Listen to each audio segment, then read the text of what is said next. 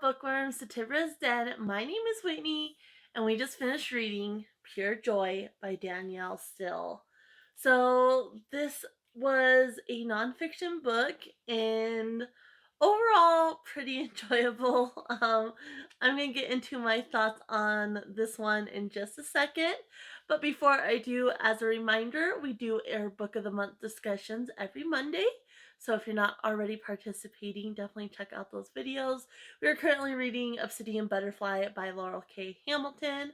We also do a Throwback Thursday where we cover different childhood books, and we also do a series Saturday. Currently, we are working our way through the Dresden Files series, and there are bonus videos that pop up here and there. So if you're not already, please subscribe and hit the bell notification so you don't miss out on a thing.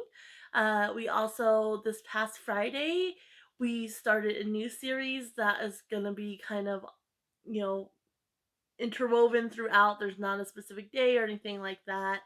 But we are doing a ABC challenge where we're picking different authors based on the alphabet.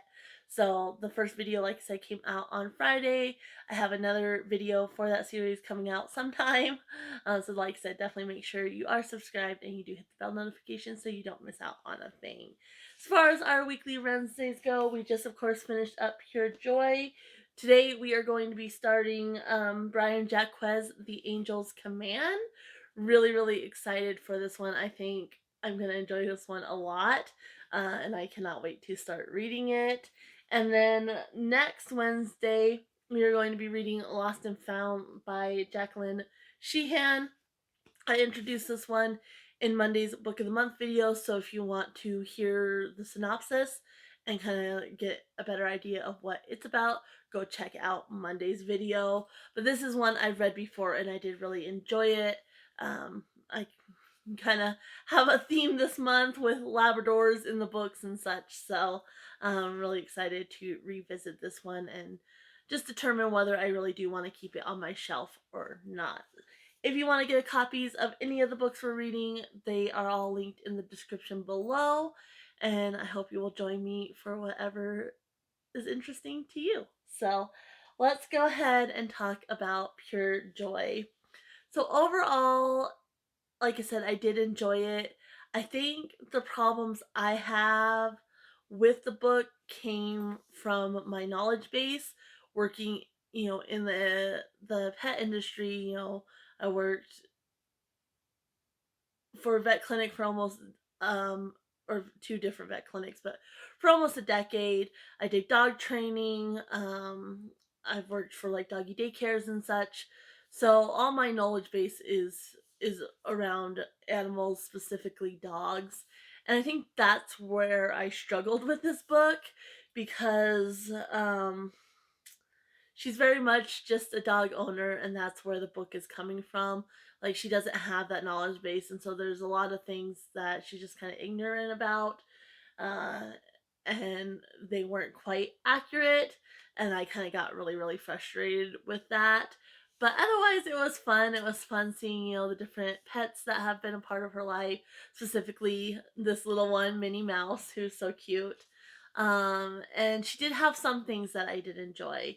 So I'll go ahead and start with the things I didn't enjoy and then end with things that I did like. First off, the first thing that comes to mind was she was talking about the first time she took Minnie Mouse on a plane, and the TSA agent was asking her if Minnie Mouse was a service dog. And basically, she went on to talk about emotional support animals. And emotional support animals and service dogs are not the same thing. So she had the terminology completely wrong, which really frustrates me.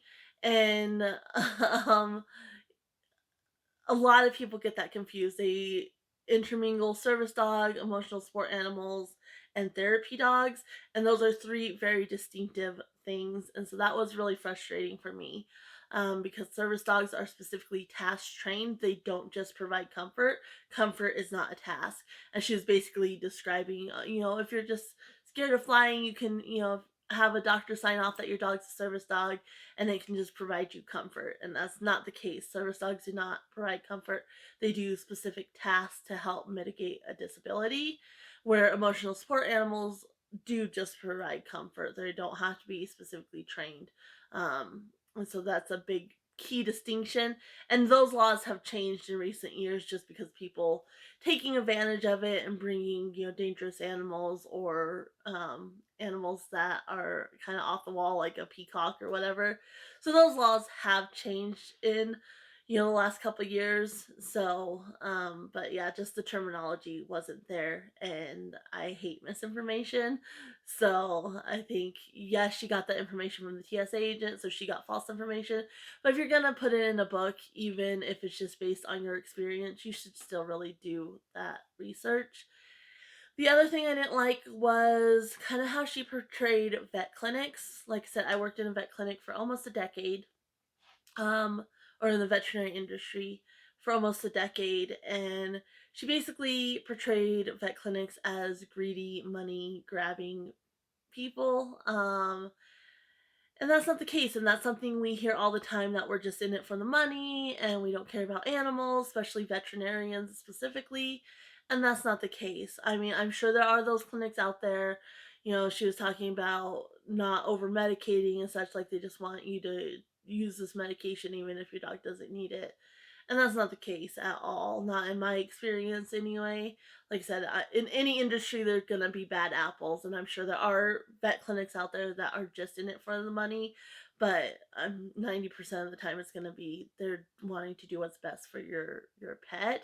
And I know in my experience, like we really talk to the owners and try to figure out the best course of action. If they didn't have the budget, obviously we would work with the people and try to find the best course of action within what we could do. um but unfortunately, it is expensive caring for a pet, but that is not on the vet clinic at all. That's the owner's responsibility. And we can't keep doors open if owners don't pay. So that really was frustrating for me because I dealt with that on a daily basis for many, many years. People, calling us heartless and we didn't care because we were just in it for the money. And it's a rough business. And the veterinary field has a high number of suicides because of things like that. So that really turned me off of the book as well. Another thing she did, which she did kind of do like a little disclaimer about it, is she gifted pets to several of her friends and family, and a pet should never be a gift. um because yeah, that person may say that they want a pet or whatever, but you're giving a living breathing thing that needs care for, in case of a dog, anywhere from 10 to 20 years, depending. And so you should never gift a pet. And she gifted minis, and she did say that, like, you need to make sure you know the person very well, and you need to make sure that they are like 100% serious about wanting a pet before you gift it. So she did do a little disclaimer, but I hated that aspect as well, because I did work in, shelters as well. My first job, separate from like working with my mom, was in a animal shelter. And then both vet clinics I worked at worked very closely with the shelter. The one actually ran the city shelter, and then the other one, where I live now, just they work very closely with the shelter. And so yeah, I mean, you should never gift a pet, and so many pets get relinquished because people don't really understand how much goes into caring for them and such, or they buy it as a gift and then the person doesn't want it, or they're moving. Like, it's not really well thought through when you do that. And anytime you get a pet, it should be a thought through process. So that was really, really frustrating for me as well. She had a couple pets in the beginning. She was talking about one of the pets that like to eat like bubble gum and candy and such. And I was like, and then another dog that liked chocolate cake. And so I was like, oh, here we go. But she did mention, like chocolate is very toxic. They get very sick and they can die. So she kind of saved herself there, which I appreciated, giving that information. And she had a little nugget about grapes being toxic, which a lot of people don't know. And so I appreciated all that. Um, which was really nice. My favorite part, though, on, as far as information that not a lot of people think of, is well, it's kind of twofold. I didn't like it because she was getting her pets from like pet stores and such, which you really should, unless you're looking for a specific breed and you know that breeder is trying to better the breed and not just breed to make a buck, like no backyard breeders. You really, should adopt. I think where for her she goes to pet stores, and a lot of those, those pets are provided by puppy mills. And she didn't go into too much detail. She just said that they were pet stores that she trusted and knew, and so maybe they got their dogs in a different manner and not from puppy mills. So that was kind of off putting. But then she was talking about designer breeds, and she was like, like you mix a poodle and a whatever, and you don't know which traits you're going to get from either side.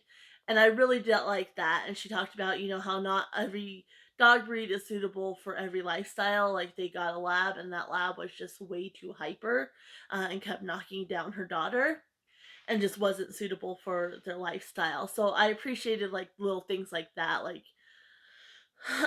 especially the designer breed, because designer breeds drive me insane. Like people spend so many money on these dogs, a cockapoo or a labradoodle or whatever, and not realizing that you don't know unless like the labradoodle, there are some breeders who have been doing the generations, which is kind of how you create a new breed. It takes generations, and they do that. So you have the initial pair, a poodle and a lab, and you would crossbreed them, and then from those you would pick the ones that have the traits that you're looking for, and you would breed those dogs and kind of go down the line. But most people don't understand the breeding process. So you have all the backyard breeders who are, oh, I can charge $3,000 for this Yorkie poo. So they just take a Yorkie and a poodle and throw them together. And oh, it's a Yorkie poo, and you don't know what you're gonna get. It might have more traits from the Yorkie. It might have more traits from the poodle. You just don't know what you're gonna get. It really takes breeding down the line to get specific traits. And so I did appreciate that part because I was like, yes, I hate designer breeds. And people spend ridiculous amount of money on them. And then yeah, and like mentioning that certain breeds don't fit certain lifestyles. I really did appreciate that too. And so those were probably the two biggest things that I appreciated, plus the little nuggets about chocolate being toxic and grapes and such. But it kind of was like, but the misinformation there versus the small nuggets of correct information weren't very even. And so that was really frustrating. But from a standpoint of just enjoying, seeing her different dogs and the dogs that have touched her life, that part of the story was really enjoyable, especially little Minnie.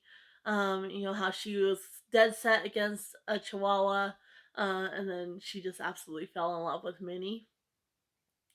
I really enjoyed that aspect of the story.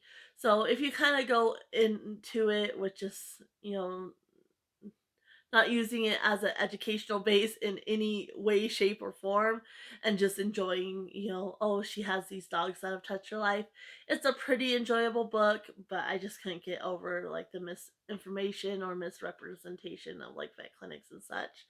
But overall, I did think it was a cute book. Probably is not one I would ever read again, honestly, but just kind of simple and cute and enjoyable. But yeah, that's kind of my thoughts on it. Not a very good review, unfortunately, but like I said, yeah, it's just based on my knowledge and such. Um, that I just couldn't fully enjoy it at all. Anyway, I'm gonna go ahead and leave you guys here. Don't forget, we are going to be reading the Angel's Command by Byron Jack Quest this week. You can find my thoughts on this one next week. I'm so excited for this one. And yeah, happy reading, everyone. Bye.